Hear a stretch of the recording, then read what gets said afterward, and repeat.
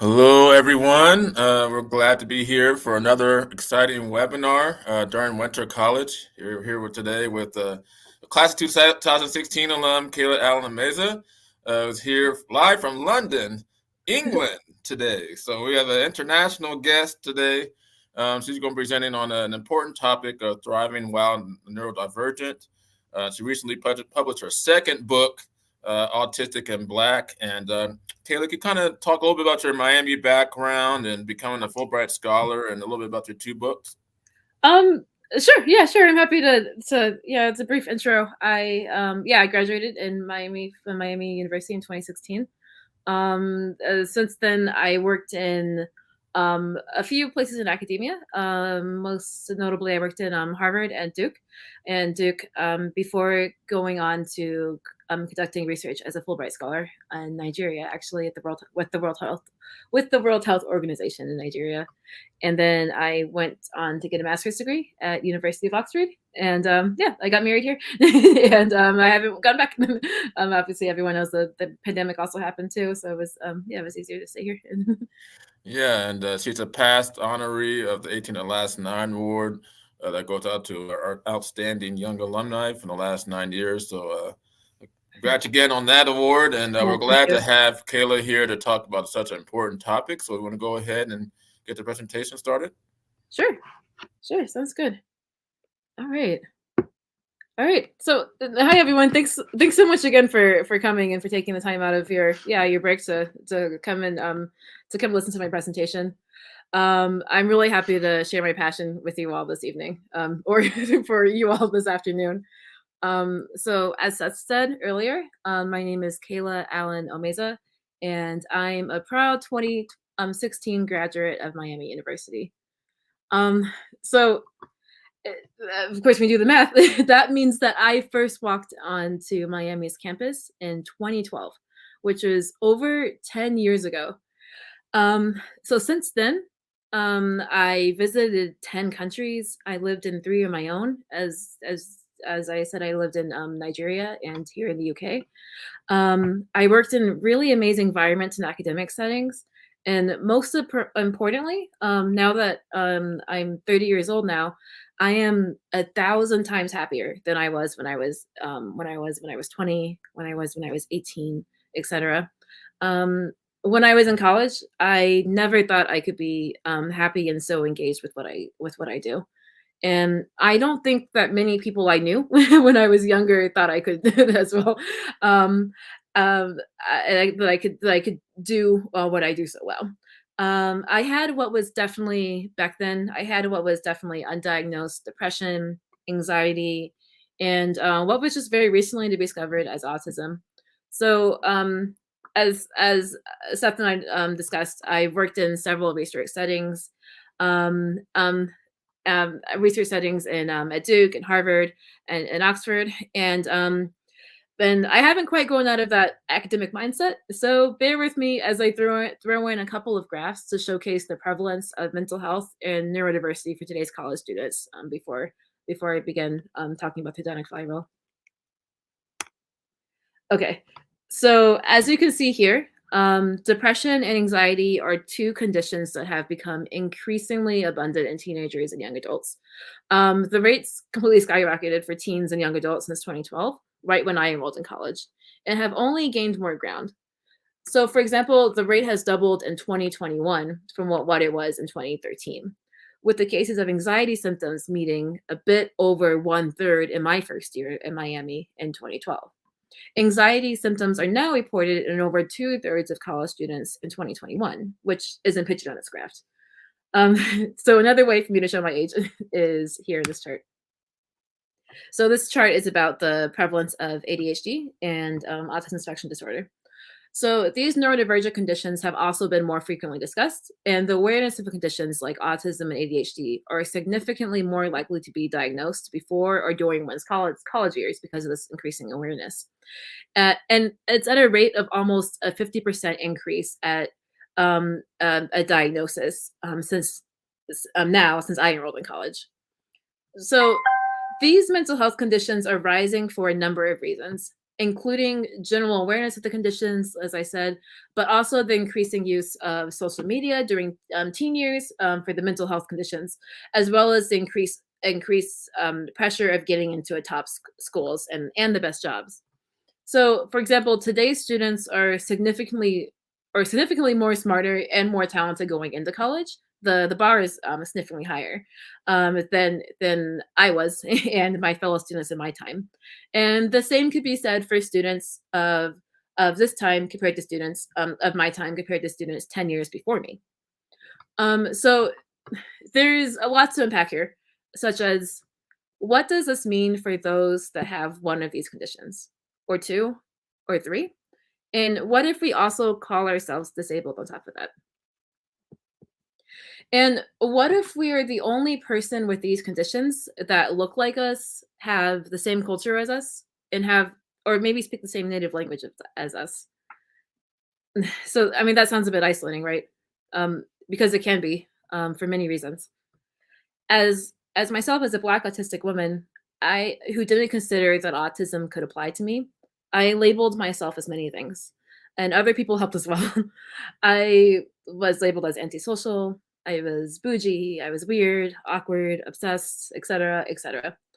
I called myself helpless before ever calling myself hopeful. I called myself lazy before I called myself loved. And I would be sitting at a large dining table at a Brandon Hall dining cafeteria, surrounded by other Black athletes and smart, ambitious students, and felt completely alone.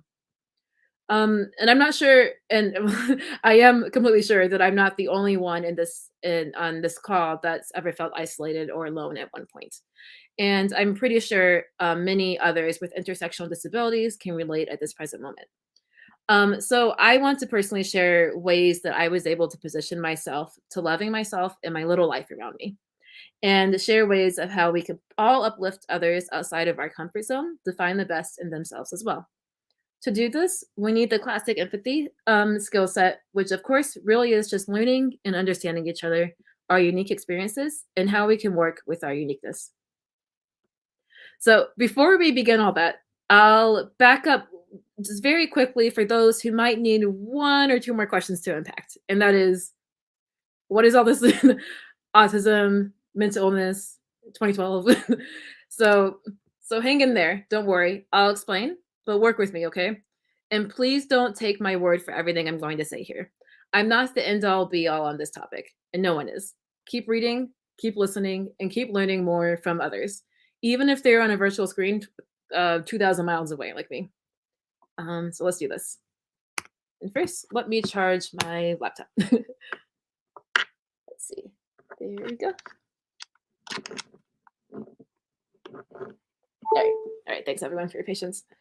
So just in case we don't have like all experts in the room, let's talk about the neurodivergent umbrella and where it fits into the disability umbrella.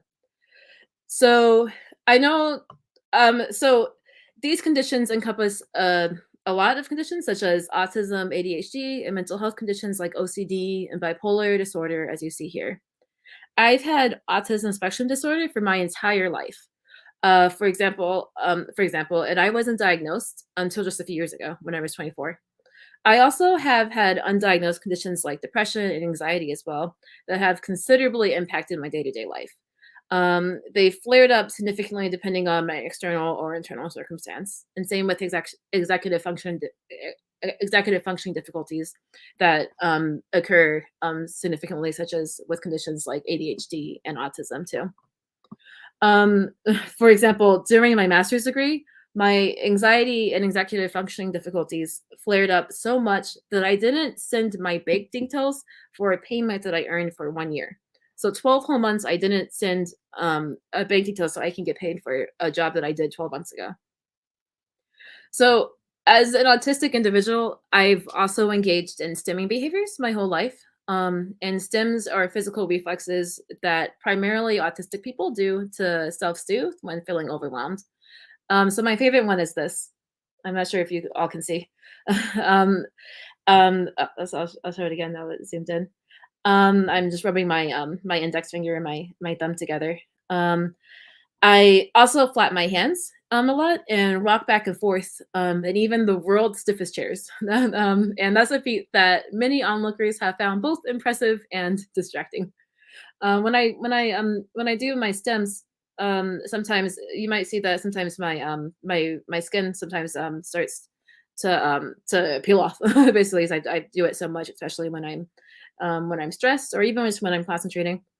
Um, so, as an autistic individual growing up, I also had trouble with processing, especially with verbal instructions. That, of course, flared my anxiety, which I'm sure put it on an endless cycle. I was also severely depressed, and at some points I was suicidal, and which I'll talk about a bit later. I did not have many friends and was frequently excluded or uninvited from attending parties or group events growing up. When I was about 16, I had a therapist where I told her that I'm considering ending my life, and she shrugged and encouraged me that everyone experiences that. And then she just continued to just eat lunch during our session. So I mean, of course, that's really invalidating, right? Even when I was really clearly showing some of these invisible symptoms of autism, anxiety, and depression, I wasn't believed, accommodated, or shown empathy. And one of the reasons why I think I wasn't accommodated was because I looked like this. So I look a bit different, correct? So on the surface, it looked like I had everything going for me. I was a nationally ranked track star with a full scholarship to Miami. You can see I was doing the track star stuff, just winning races in these two pictures. My special interest at the time was track, and hyper focusing on it was seen as solely dedication at the expense of everything else. Well, so it was true. I did love running, but I think a lot of people miss that I was also sometimes hyper perfecting my craft because I simply wasn't invited anywhere else. Um, Things can also be different when you look outside of the general stereotype of autism. For example, if you're outside of the general stereotype, for example, being a woman, being Black, being good at sports, being terrible at math, for example, all those are outside of the stereotype. I'm not saying that's the classic symptoms at all. That's the stereotypes that the opposite of those get the most media attention. Autism comes in all different types of people, but unfortunately, a lot of professionals even have a hard time catching it with those that are outside what is seen in these media. So, and then even with that, the general advice is often different. Many people take pride in what is called unmasking, which means not hiding one's autistic traits. So for women and for Black individuals in particular, it's sometimes not that easy to do that. It's not that easy to unmask. For example, if I go like this with my finger or flapping my hands, it could be very dangerous or deadly if I was being pulled over by the police if I looked the wrong way. Um, Autistic immigrants, those living in the global South, and individuals who identify as LGBTQ+, they sometimes have similar stories, which has ultimately created the need for dialogue about intersectionality as well. And accommodations can be harder to find for those of us with disabilities that are harder to see as well. So, for example, when I enrolled in college, I wrongfully assumed that my problems would just completely go away. I fell into the trap, the classic psychological trap called the hedonic treadmill. So as I grew into myself more at Miami, I did my best to create what I termed the hedonic flywheel. I utilized this hedonic flywheel effect in the short years I've had after graduating to be my best self that accounted for my safety and leaned into my autistic traits by following my own interests, which has led to better success and finally a better social life. And I'll try to be relatively chronological when I'm talking about myself as an example, but I'm also really excited to reference a few of the people in my upcoming book, Autistic and Black. Let's see. So, this was me in my first year in college. So, as I mentioned before, I came to Miami here on an athletic scholarship. At the time, I wanted to be a scientist, and even considered converting to having a pre med focus to go on for an MD later. But my outside appearance and first glance talents overrode most of people's perception of me. I remember one of my first meetings with my coach at Miami, and she basically informed me that I wanted to be an Olympic athlete, and I was going to be 100% focused on that. I mean, so I mean, of course, I mean, sure. I mean, who would deny the Olympics, of course? So of course I didn't, and I shrugged when she said it. But the reality was that if it happened, great, that'd be amazing. But if being a scientist didn't happen after or instead, I'd be a lot more. I would have been a lot more upset. But at the time, my immediate goal really was just to fit in. Honestly, I hadn't experienced that before, and wanted nothing more than to be invited to go out to go hang out at parties with everyone at night. I knew that this was my big break to do that, because that's what I told myself all in high school, that once I just get out of high school and move out on my own, I would be able to have a better social life. I would be more invited. I kept telling myself if I just moved far away from my hometown, everything would just magically work out. I would have friends, a social life, and an amazing life going forward by just simply moving a few hours away. So I was completely wrong. Or, well, I wasn't quite right, I guess. I once again had a hard time fitting in with my teammates, dorm mates, and classmates. When I asked if people were going out in the evenings or in the afternoons, people would lie to me and say no. Only for me to witness on Instagram or Snapchat or wherever all the fun people had without me. The good thing that came out of it was that my grades completely flourished as a result. I would spend the entire weekends locked away in my room or library studying for 18 hours a day to stay afloat. I also got involved in my first undergraduate research lab, where I was a research assistant in a behavioral neuroscience laboratory. That year, I also broke a couple records in track. But even with all that, I was still depressed, even more so than in high school. I was so excited about doing well in school and track as a college athlete, but didn't realize that I wouldn't be the same. That I would be the same person that I was before, but just a few months older. I certainly didn't realize that I was still an autistic person because, again, I wasn't diagnosed at the time, and that others would perceive me the same way as they did only a few months before in high school. I fell into the classic trap of the hedonic treadmill, also called hedonic adaptation. In my case, the hedonic treadmill is the notion of something positive happening to someone results in an increase in positive feelings, just for a little tiny bit, like my excitement and optimism for my first couple weeks at Miami. But then it's shortly replaced by returning to my normal state, which I was before I enrolled. So in my case, I went back to showing signs of depression. Instead of waking up at 9 a.m. on weekends, I'd sleep in past 2.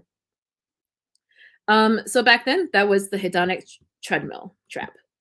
Once I became depressed again, I started thinking of exit plans.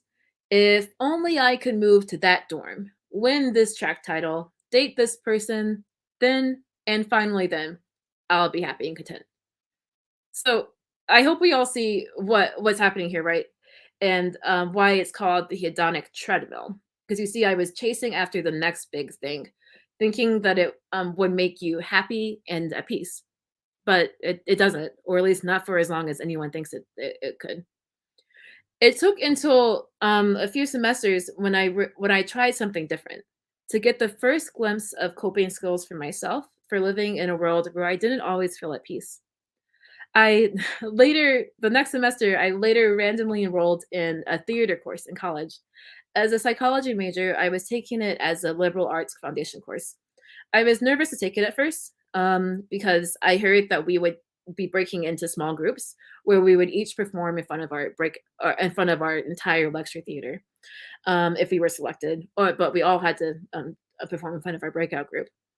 Taking that class was one of my best decisions, actually, because while I always enjoyed writing, I learned for the first time that I could write really well, and that fellow adults enjoyed what I wrote. I wrote the play with myself and 3 other individuals, and we performed it. And after we performed it, we received a unanimous vote to perform in front of our 200-person lecture audience. It was absolutely terrifying, but it was a lot of fun. And it took me a few years to reflect on how trying new things like that, and discover different interests and talents would go on to serve me well in the future.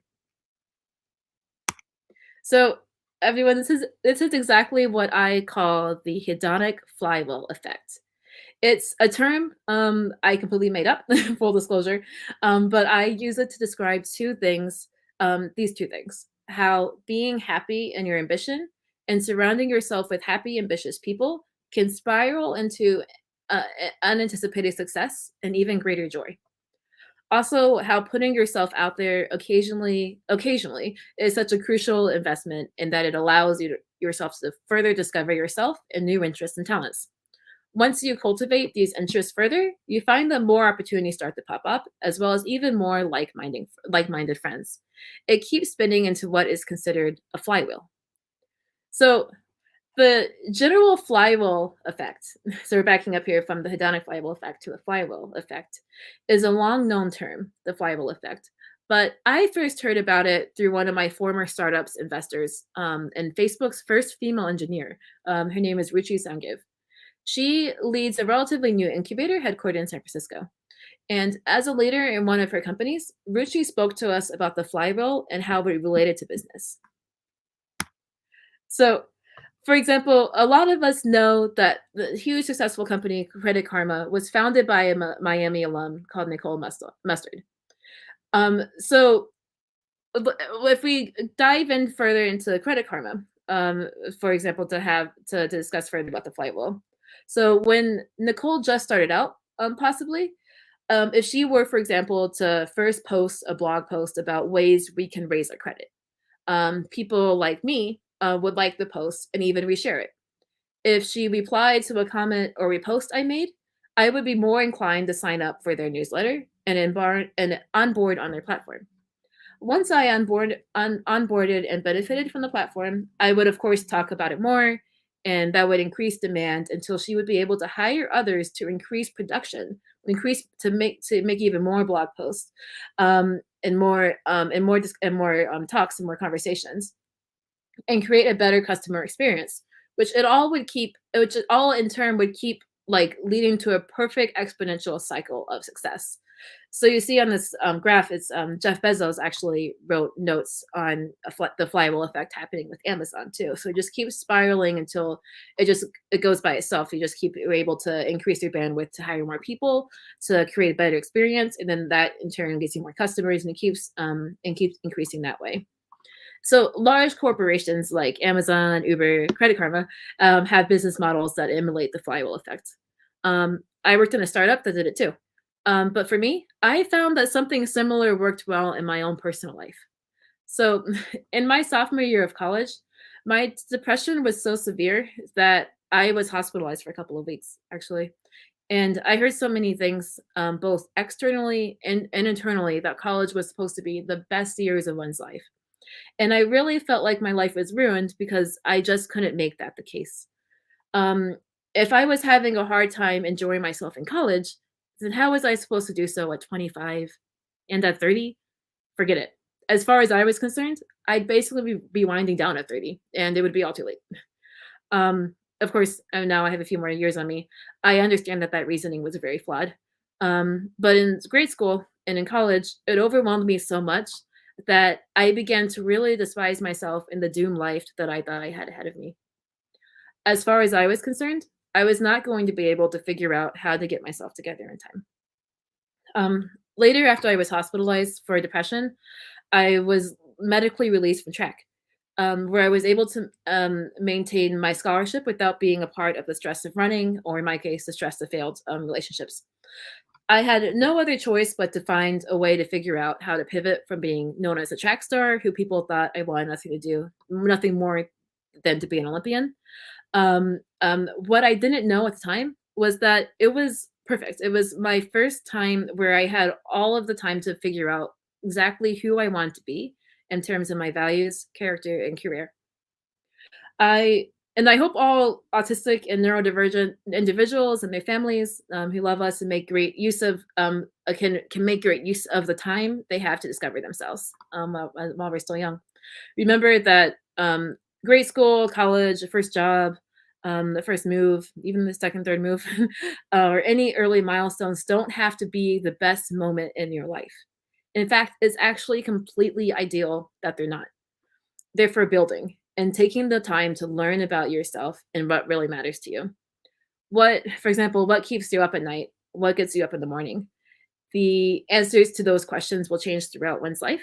And it's up to us to take the time to lean into ourselves to answer those questions and to ultimately create the hedonic flywheel. So, let's see. Let's go to this slide. So this slide is sometimes a time after I was medically released from track and I was doing some research and volunteering work. I had to charge my laptop again. So later in college, I spent most of my time in research labs and discovering new interests by volunteering. I was the president of an organization called Alternative Spring Break, where we volunteered in New Orleans and South Carolina, New Orleans, Louisiana, and South Carolina, Charleston, South Carolina. I learned really good project management skills and even at times crisis management skills to organize and successfully plan those volunteer trips. By the time I was able to figure out what environment I wanted to work in, I fortunately already had a good idea of what that looks like from volunteering both with and for so many diverse people. So how did I overcome chronic isolation as a Black autistic woman? I really leaned into what seemed interesting and what I think was most important for me was that I gave myself the permission to prioritize those interesting endeavors and only those. For extracurricular activities and in college and in my adult life going forward, I had to remember that I didn't have to do any of it. For the things I did, it was where I was able to have my best social life. For example, when I led the alternative spring break activities, I held meetings over dinner and even after going to an activity that one of the other executives are part of. And the dinners I usually had them one-on-one. Other groups where I found I got to know people in a comfortable environment were also over tea or a place that was sensory friendly and not too much noise. Um, and in my book, Autistic and Black, there's a man named Cortez. I'm going to show him here. And he was able to do the same by leaning into both being autistic and a part of the LGBT community. He learned that he loved speaking about being a part of those communities. And when he enrolled in college in his mid-20s, and he dabbled into radio broadcasting to continue to leverage on those skill sets. And he found that scaling up the radio station, the radio channel, was an avenue for him to learn more about other people as well, not just the way to broadcast himself, but to learn more about other people, his interests, and the world around him in a welcoming environment that he had full control over. How loud it was, how many people he invited on, how bright it was, and most importantly, how long those radio processes were. Let's see. I'm going to show the next slide here. So, okay, I really don't like talking this much about myself, but I wanted to try to emphasize the importance of following one's interest in developing coping skills. It's easier to do that with my example mixed in with those in my book. At Miami, I was able to really cultivate interest in taking part in both clinical psychology lab and the behavioral neuroscience lab. This picture here was about a project I did while in undergrad. And this picture is actually about a year or two after we graduated. Ironically, I worked on the impact of symptoms of suicidality and depression in athletes for my senior year honors thesis. So I still leveraged my interest to continue to do work on my current interest, which was research at the time. So after graduating, we were able to present it at a poster forum and in an invited talk 1 to 2 years after graduating. By 4 years after graduating, we saw our paper published in a journal. It was in that interest in mental health and suicidality and depression that led me to network my way into landing my first job working at Harvard, while simultaneously becoming passionate about my first ever advocacy work. So of course, that's not that bad for someone who had to take the SATs 4 times like myself. So, like most people, when I graduated in 2016, I had difficulties difficult hurdles in front of me to continue the hedonic flywheel effect, both within my own career and in my own personal life. Of course, there weren't sensory friendly groups there just waiting for me to join. And even if I were to create one, it wasn't like I could figure out a way to just summon like-minded people to join me in my whimsical projects and ideas. So, and I moved around a lot, but I made sure to find constants in my life. For me, that was church and volunteering at first. And I later added reading and writing to the mix as well. Focusing on all of these endeavors helped me keep up the hedonic flywheel of happiness by joining book clubs, by chatting with the Bookstagram community on Instagram, for example. No matter whether I moved, where I moved, for me, grounding myself and the interests like these fulfilled me and enabled me to share my passions with others and meet friends and even relationships in the process.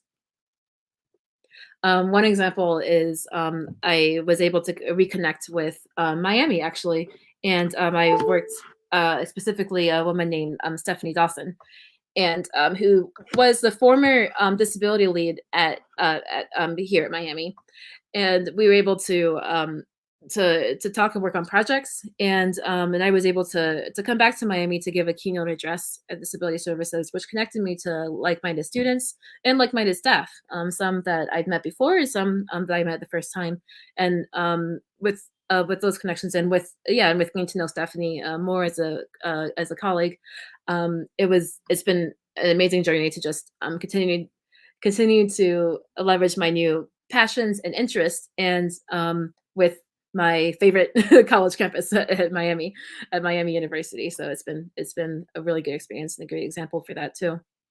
Another example here is actually my passion for mental health, and both my personal life and in research led me to volunteer at local nonprofits in Nigeria, in addition to what I was working on during my tenure when I was working as a US Fulbright scholar in Ibadan, Nigeria. The nonprofit was set to end the stigma of mental illness in Nigerians, the nonprofit I was working on in Nigeria. And I enjoyed my time volunteering there so much that I created an organization similar to it called I'm Heard. And that was a nonprofit organization aimed to end the stigma of mental illness in minority communities in the US. And then, of course, those people in the organization, as you see pictured on your right, um, helped me develop my nonprofit and helped me get it started and get it going. And I was able to meet new people, not in Nigeria, but also in the US at that point. Then, so as I developed my nonprofit, I pitched an app idea for it to an incubator at Oxford University when I was at my master's degree, and when I got accepted into that incubator, I really quickly looked to find a technical co-founder, where I met one, and that co-founder at the time is right now is my husband. It's my husband Daniel. So before he became my husband, though, he introduced me to his church, where I've also formed many great connections as well. So it was definitely just following my interest was definitely a way for me to meet friends and relationships too. As you can see, my husband's there, Daniel. When we were, that's a picture of me when I was graduated from Oxford, actually. So all of that happened by focusing on my interests. In autistic lingo, it's called having a special interest. And for leaning into that autistic trait really created the hedonic flywheel for me. And I've seen this process work in others with intersectional disabilities as well. In my nonfiction book about the Black autistic experience, I was able to interview over 20 individuals from 7 countries and 4 continents. Let's go to one of these people is Megan. So Megan, as you can see, she is not Black, and she's also actually not autistic. But she is the mother to 2 Black autistic boys. And her children struggled in school and had problems with fitting in. And Megan started an advocacy project called Not in Autism. That's the name of her organization, where she networks with other mothers and autistic individuals to learn more about them. And she also engages with the Black community and the Black autistic community in an effort to keep her kids more grounded and themselves and their culture as they as they became more interested in who they were as both autistic and Black individuals. And that's actually where I met Megan. She and her children have all made friends and community, and even been able to profit from speaking engagements and from writing books and from doing presentations. All three of them that way. Another example is a non-speaking youth named Aka. He informed me that he had trouble making friends. He's a very extroverted boy. He was 12 years old at the time of writing my book. But because he's non-speaking and has a motor impairment difficulties from autism, like stimming and making sounds and abrupt gestures, people really, unfortunately, shy away from him before getting to know him.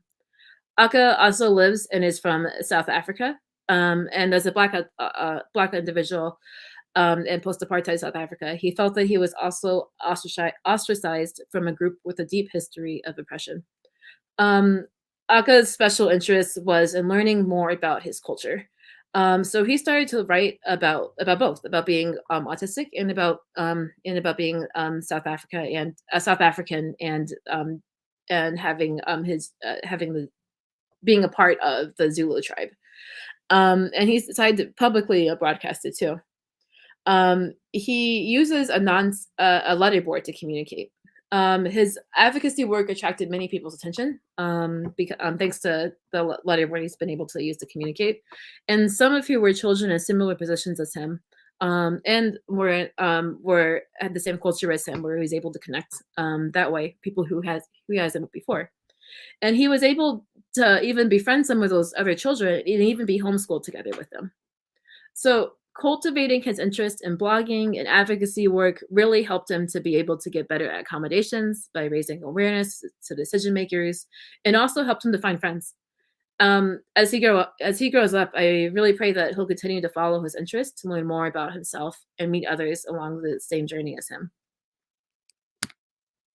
So when I was finally diagnosed with autism spectrum disorder at 24, I ultimately grew a lot more compassionate with myself. It was finally time for me to replace the word lazy and replace it with love, and replace resentment with healing.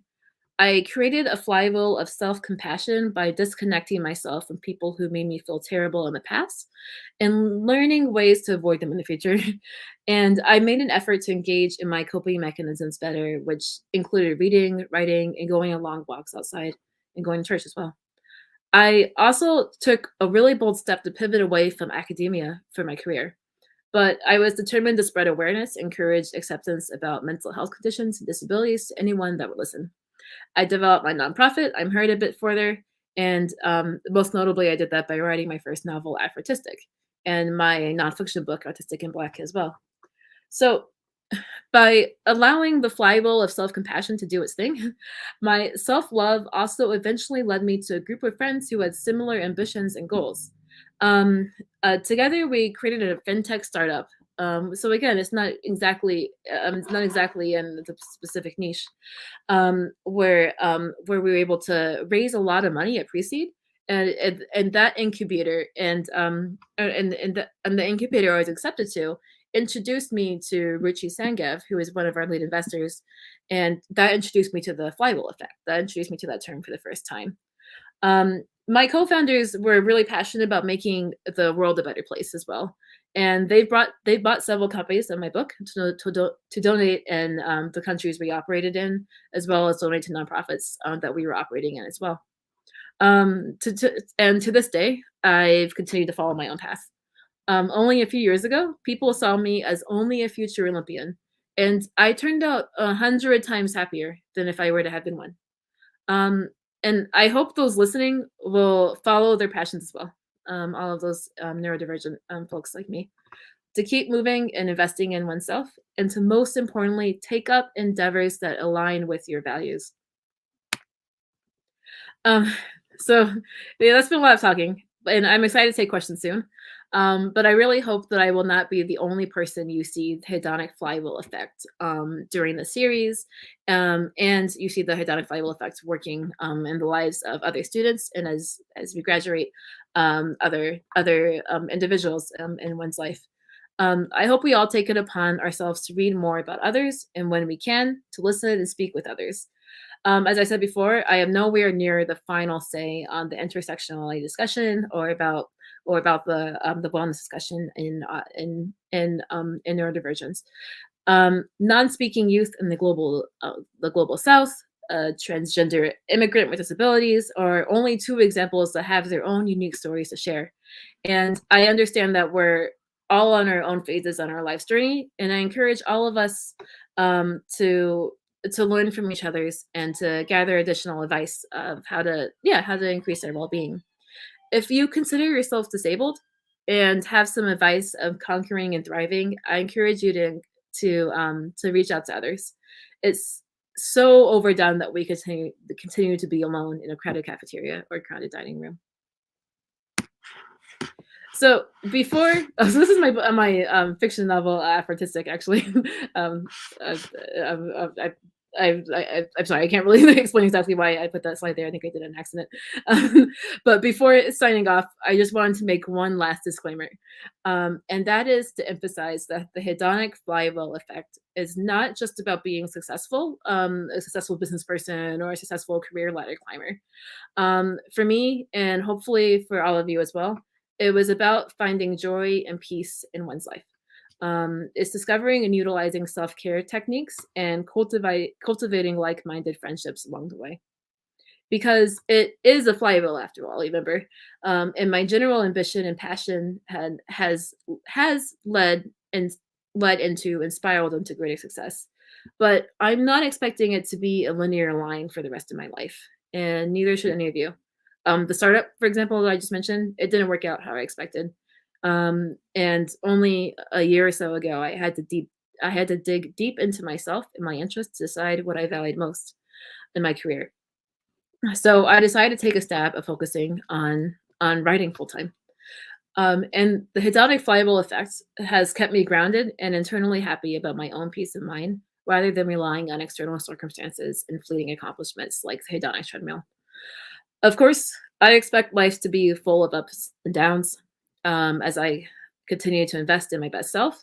But as a lot of us know about investing, as what happens with compounding interest, I'm excited to eventually reap the benefits of having a fulfilled life by the very end because of compounding interest. And I pray you all will as well. And so, of course, I want to conclude by just encouraging everyone to be kind, compassionate, understanding, and listening to each other's unique needs to create a more accommodating and accessible world for all of us, especially for neurodivergent individuals. And I really hope everyone had a really wonderful, exciting, and thought-provoking Winter College series. And it's been a really huge honor to be able to to speak to you. And I'm very excited to speak further about the hedonic flywheel effects and answer any questions you all have. Thank you. Wow. Well, we thank you for your bravery in telling us about your whole story and how you got to this place. And I think we're all I'm blessed by hearing what you have to say and So. the journey that you've been on. So let's go ahead and try to get these questions out of the way here. Some of these are that came into the pre-registration for the registration. And so let's go ahead and start with what should I focus on to help my child with ASD thrive and achieve their own vision of happiness, own version of happiness? Sorry. Yeah. So that's definitely, if you remember, let me just keep it on the slide with the hedonic flywheel effect for reference. But it would definitely, if you recall Megan Ashburn earlier in my presentation, she had neurodivergent children, so she also wasn't neurodivergent herself. She wasn't autistic herself, but she was able to help her young children go into the direction that they wanted to go by mainly allowing her children to follow their interests. That's something that I definitely that I've definitely benefited from since I've been engaged with hedonic flywheel effect, that term. And for example, if they're really interested in solving puzzles, to let them keep doing it and to keep doing it as freely as they want, to find others that are also doing it and to do it with them. to find out things that are adjacent. For example, in my life, I liked working on projects, and part of it was nonprofits. And then I also pivoted to a startup. It was very adjacent to just working on something and figuring things out. So yeah, if there's any adjacent activities to puzzles, that could be like, for example, coding, debugging, seeing what they're interested in, what they're not interested, what types of people in that interest they like to be a part of, they like to associate with. And I think the main advice I would definitely have is to make sure that you and your child understand that they don't have to do it. Basically, it's not there's it has to be what they're interested in, what they're passionate about, for it to spiral into the hedonic flywheel effect. And to do so, as long as it's more self-led, when they're a little bit younger, sometimes more parent guided when they're really young too, to be able to achieve lasting happiness in the community. Wonderful. Here's another one. So we'd like to see if you could address the ADD and ADHD spectrum.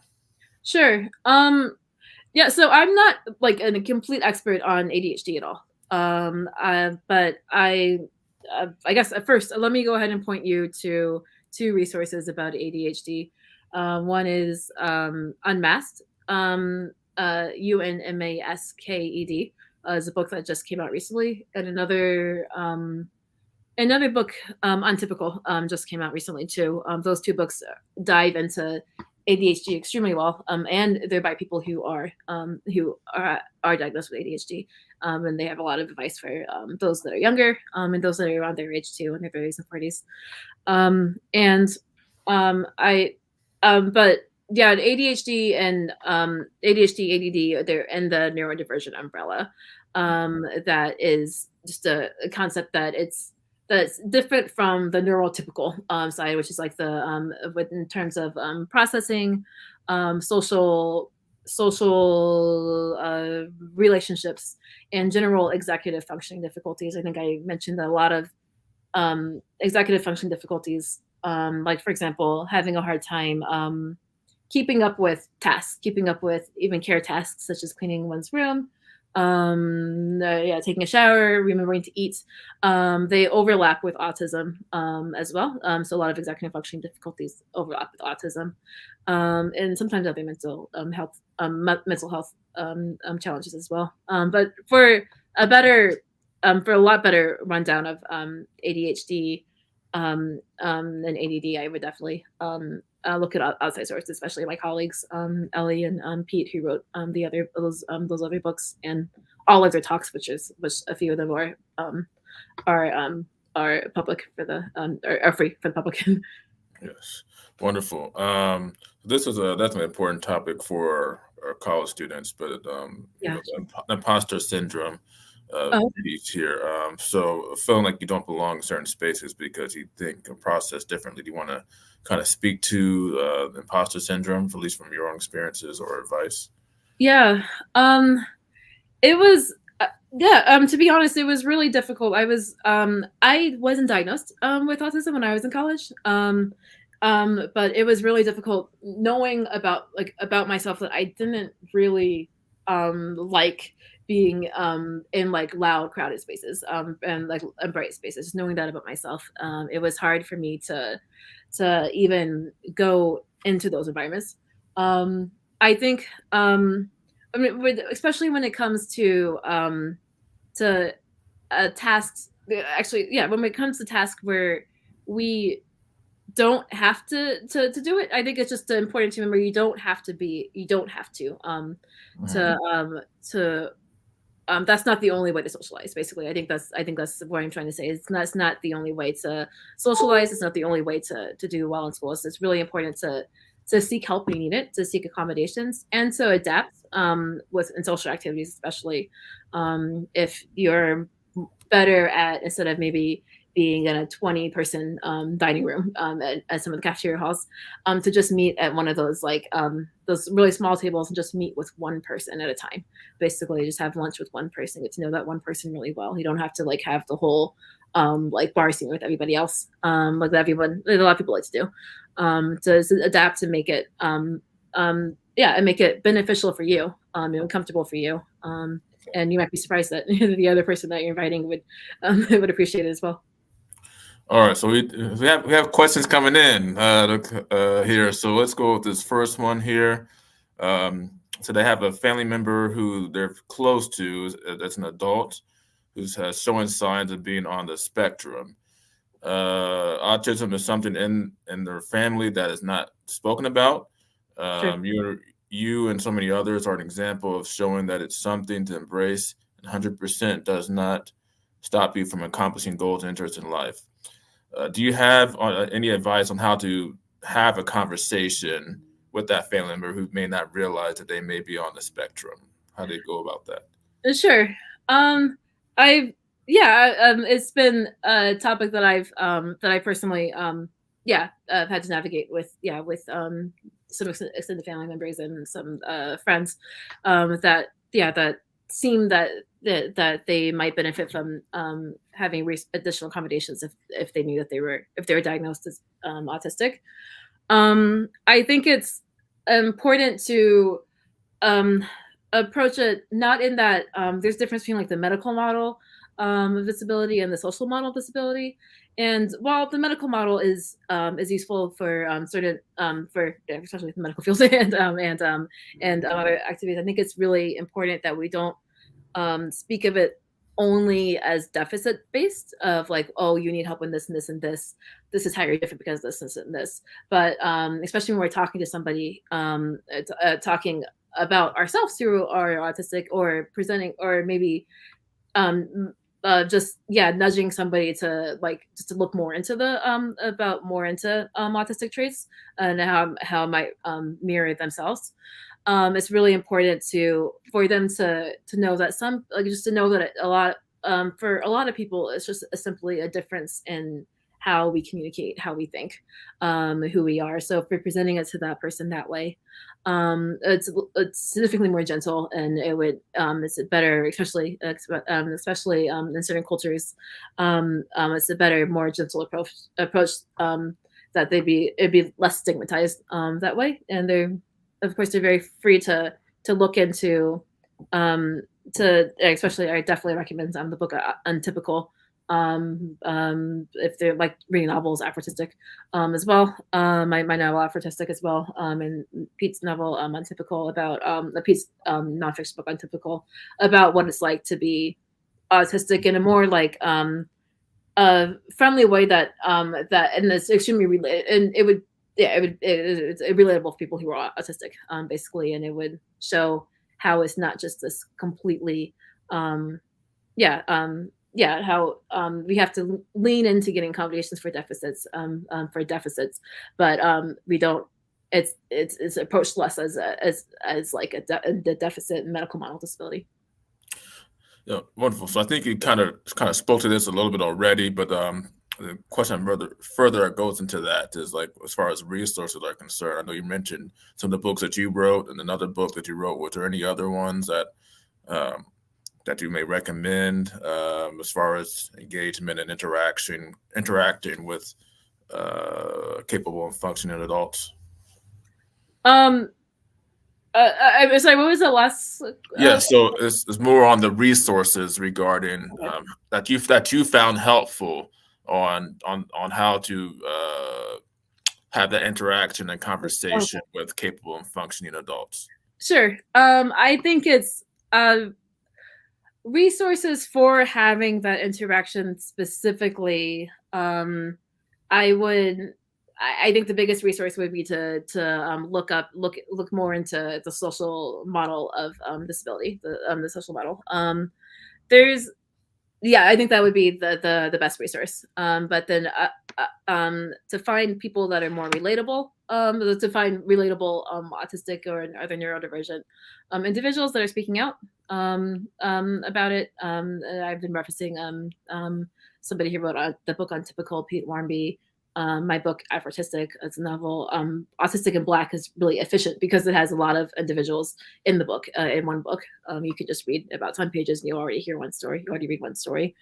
And the new book, Unmasked, by Ellie Middleton, too. I recommend those for somebody who wants to learn more about themselves and in terms of that, for somebody who wants to learn more about themselves and see if they think if it relates to them or not, besides before like doing a screening test.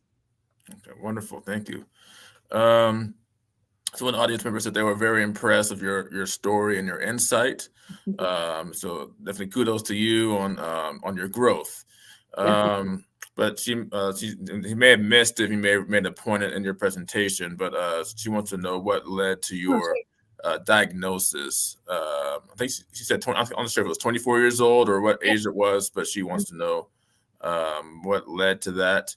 And she said, especially given the earlier treatment that you received for anxiety and depression. Sure. I guess you're saying the condition was missed, maybe missed with other professionals. That's an extremely great question. I talk about it more in Autistic and Black, but of course, I mean, it doesn't have to be through a paywall. But what happened was